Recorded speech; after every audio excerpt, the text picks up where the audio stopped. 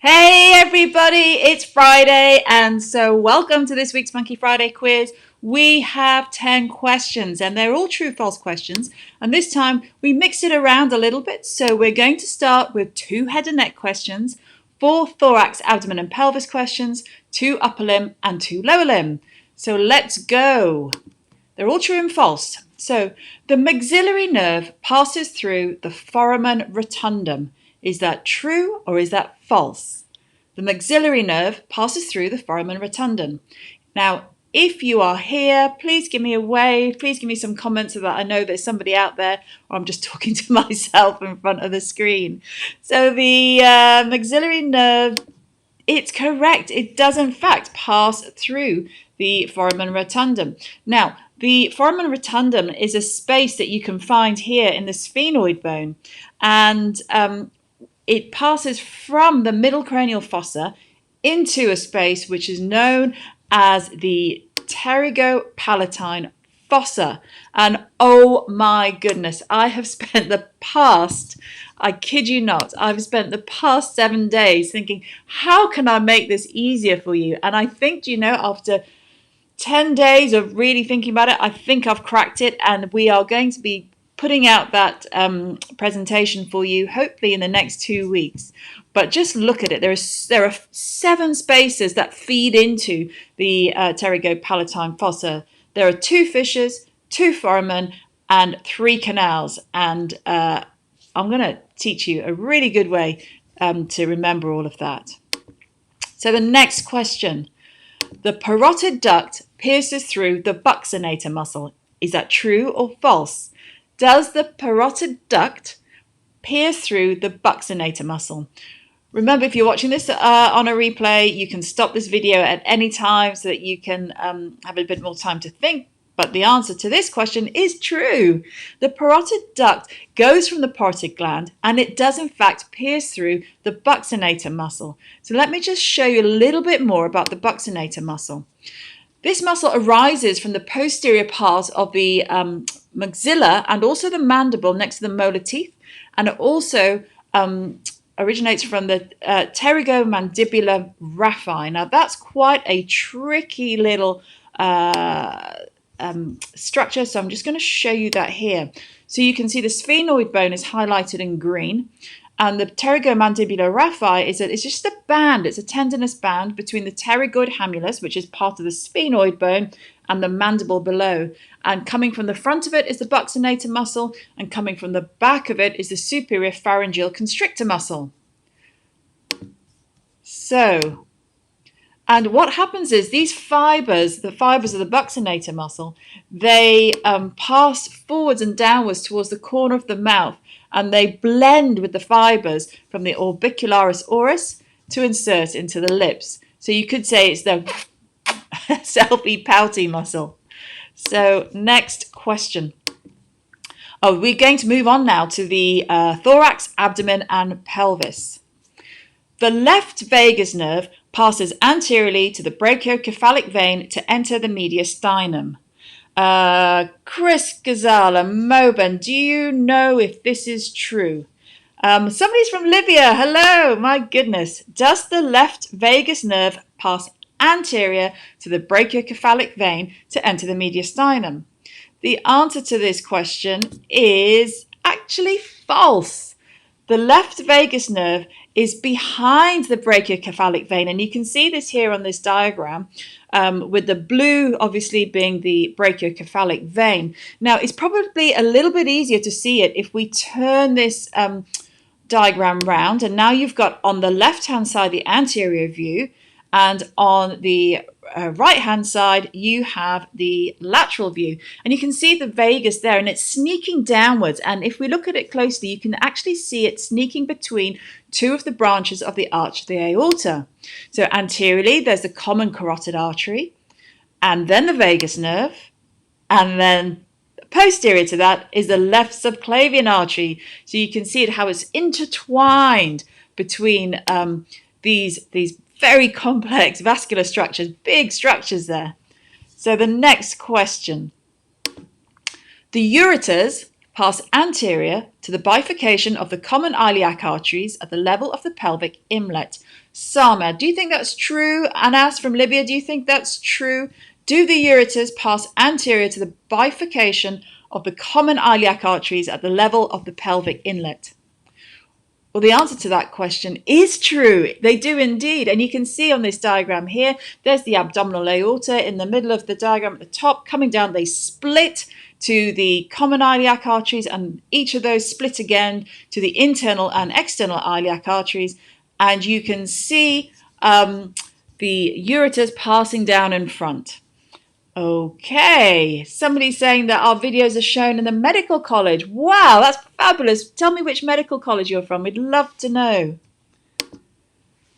Let's try another question. The quadratus lumborum muscle passes under the lateral arcuate ligament of the diaphragm. Is that true or false? Does the quadratus lumborum muscle pass under the lateral arcuate ligament of the diaphragm?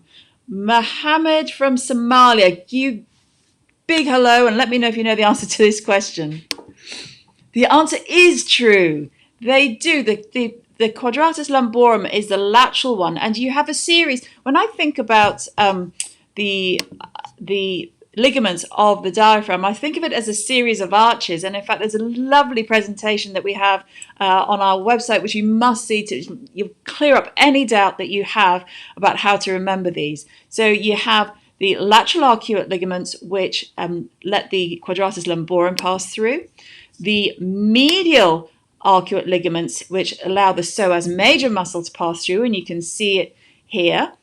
And in the middle, of course, you'll have the aorta, which is the median arcuate ligament. Next question.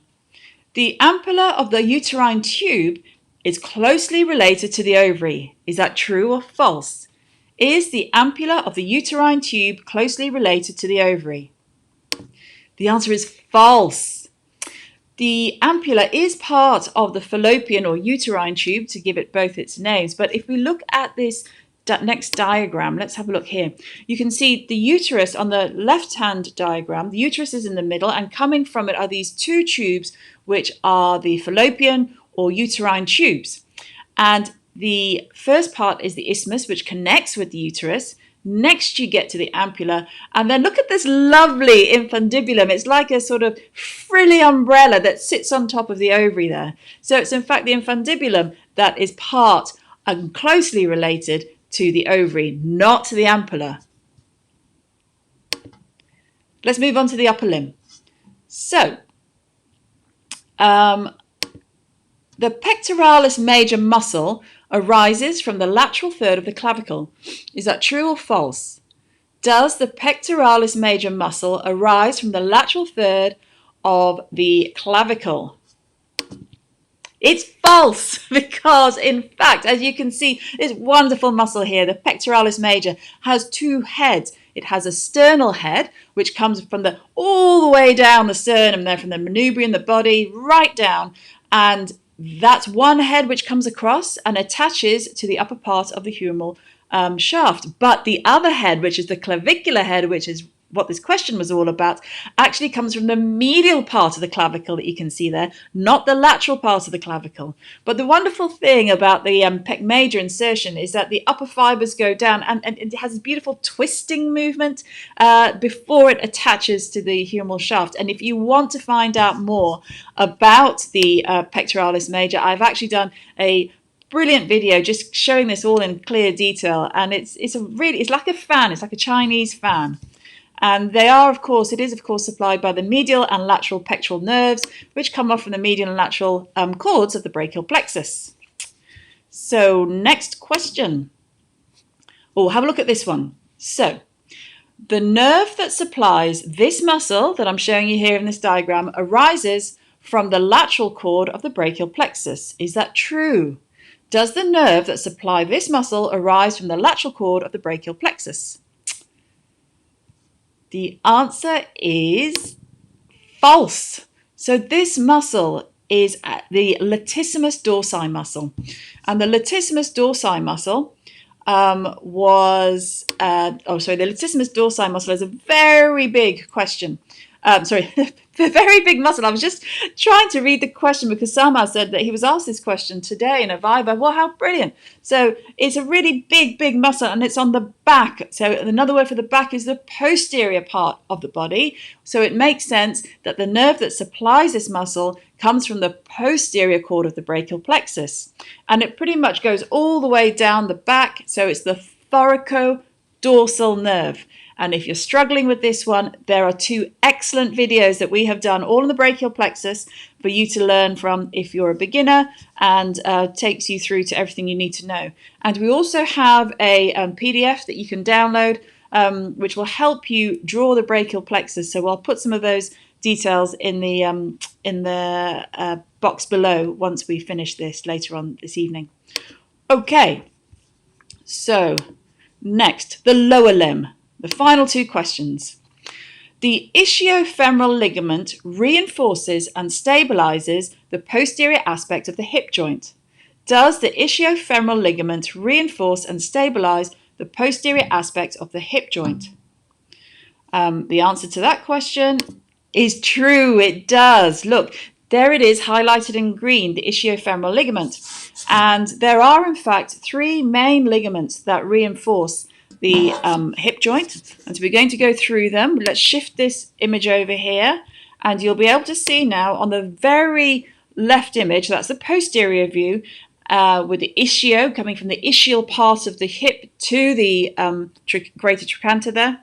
And you have a sort of anterolateral view, and you can see it's a Y-shaped ligament, and it's the iliofemoral ligament. And then the final one on the right-hand side is the pubofemoral ligament. So ischiofemoral ligament, iliofemoral ligament, and pubofemoral ligament. And they're actually corresponding. As you can see, they correspond to all three bits of the bone that make up the hip bone, the ilium, the ischium, and the pubis. So let's move on to the final question for today. And this is, the tibialis posterior tendon is closely related to the lateral malleolus of the ankle joint. Can you tell me, is the tibialis posterior tendon closely related to the lateral malleolus of the ankle joint? Hello back, Mohammed Davuluri. Hi, thank you very much. I'm glad you're liking the quiz. Let me know whether you think this is true or false. The answer is false, actually, because the tibialis posterior tendon is closely related to the ankle joint, but not to the lateral malleolus. It's closely related to the medial malleolus of the ankle joint. And let's take a look at this muscle in a bit more detail. So it arises from the upper and posterior surface of the tibia and fibula, and also the intervening interosseous membrane. And you can see that it goes down to a very nice slender tendon that curves around that medial malleolus. Let me just hide myself here. And there you can see it. And it curves around and it attaches mainly onto the navicular bone, but also onto the medial cuneiform bone, and it sends out these sort of network of fibers which also go to the other tarsal bones and also to the spring ligament. So it's responsible for stability of the foot and also maintaining the medial arch of the foot. So you can imagine that when it contracts, it pulls that medial arch and keeps it taut. So those are the questions from this week's quiz. So few little things I need to tell you about what's coming next week. We have a phenomenal live tutorial on anatomy of the breast. Now, this is not often covered very well. And at the Funky Professor, what we want to try and do is not just give you information about anatomy, but also give you an idea about where this can take you in life and to give you options about careers that you may want to do. So we have a fabulous plastic surgeon. She's a plastic and reconstructive surgeon. She does a lot of trauma work, but she also does breast surgery. So you will get anatomy of the breast, but you're also going to get a few little tips on how you can use anatomy for ladies who have had cancer of the breast and need to have a mastectomy, how we reconstruct the breast, and to explain the anatomy of that so you can see it for real. So it gives you an idea of how anatomy is used, how you can shift anatomy, and potentially some of you may decide to go into this as a career. So please join us for that. You can join us by our Instagram, which is @FunkyAnatomy. There's a link there, or we'll put a link in the video below. And that's at 5 p.m. next Wednesday.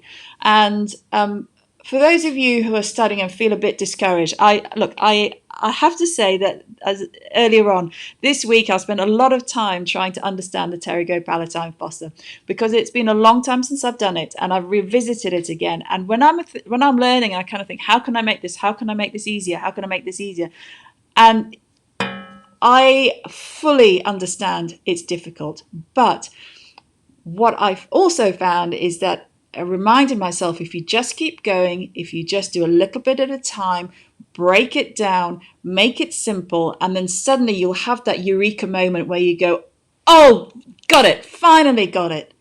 And that's what we do at the Funky Professor. We try and make it easy for you. We try and make it understandable for you. And that particular video, those revision slides, are going to be coming out at the end of next week. So go onto our website, have a look around, and loads of videos there which makes all these complex topics easier. Because I don't know about you, but I know that there have been times when I've just read a whole page of anatomy and got to the end and thought, no, haven't understood any of that.